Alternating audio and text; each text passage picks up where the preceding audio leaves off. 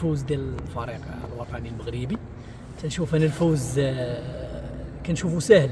علاش؟ مجموعه زوينه، لعابه زوينين، مدرب زوين، والحمد لله كانوا شي تخوفات قبل من التشكيله، قبل ما تلونصا التشكيله الرسميه، ولكن الحمد لله كاينين مهاجمين في المستوى، كاينين لعابه اللي الشعب المغربي كامل ساتيسفي عليهم.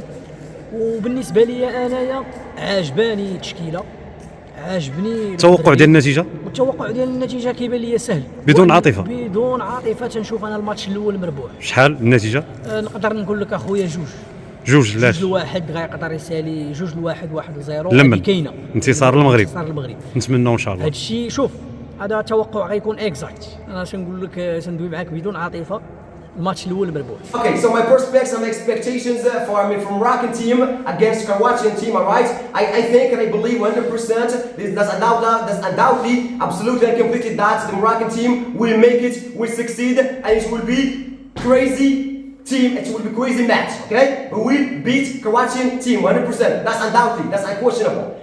Okay, I'll translate in Arabic.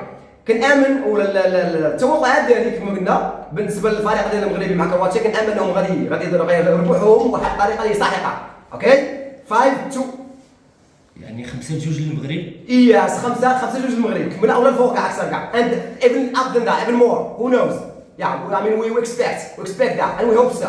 السلام عليكم ورحمة الله تعالى وبركاته. معكم مصطفى الجباري من مدينة ابن صالح، ممثل مسرحي سينمائي مخرج أفلام قصيرة. كنتمنى من المنتخب المغربي أنه يعطينا شي أداء جميل في كأس العالم بخطر.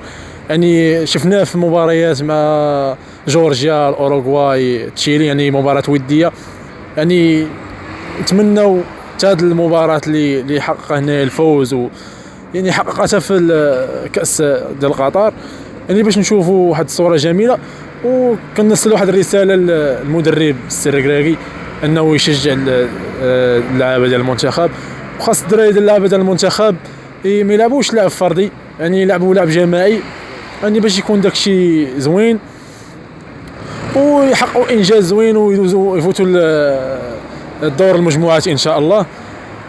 شنو التوقعات ديالك في النتيجه؟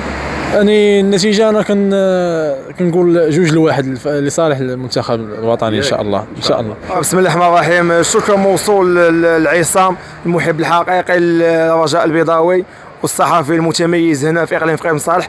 بالنسبه للمغرب فيحوز في النفس انني ما وافقتش المنتخب القطر، كيف ما يعلم الجميع تنقلت معاه للكونغو وتابعنا المقابلات ديال التاهل، لكن لظروف قاهره، ظروف العمل، يعني حالة دون موافقه المنتخب الوطني. بالنسبه لحضور المنتخب الوطني المغربي في كاس العالم تتبقى حضور ديالو وافره، نظرا اولا التركيبه البشريه تتوفر عليها المنتخب الوطني، اللاعبين تيلعبوا في اعتى الفرق في اوروبا، يعني تركيبه بشريه منسجمه.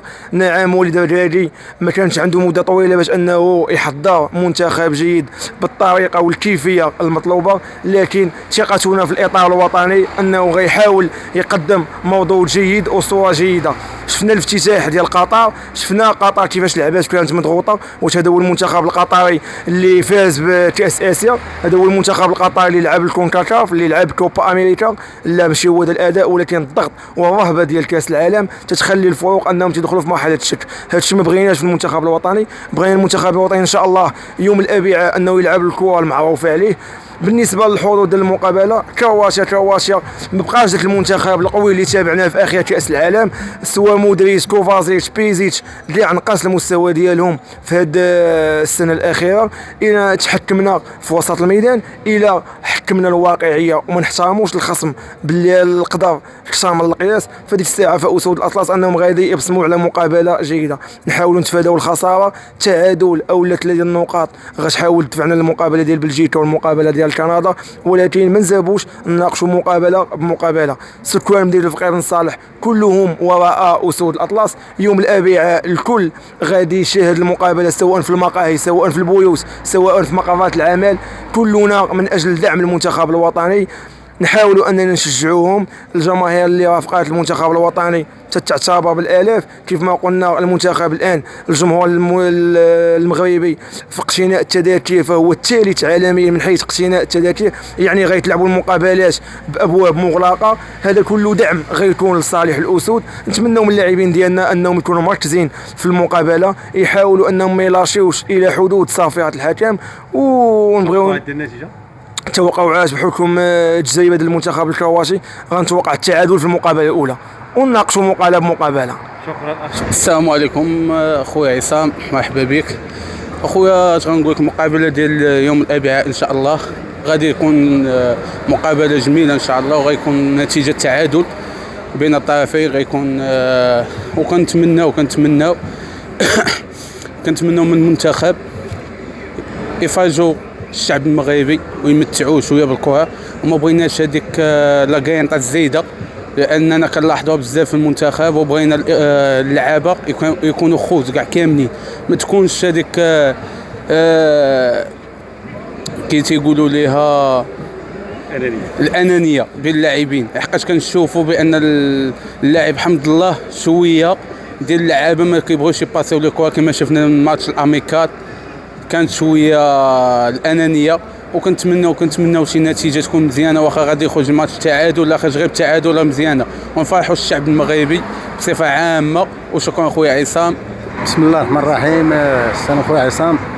وبصفتي خويا عصام كنت لاعب قديم مع فريق اتحاد فقيه بن صالح، وتنتمنى دابا المنتخب الوطني ان شاء الله يفوز بالمقابله.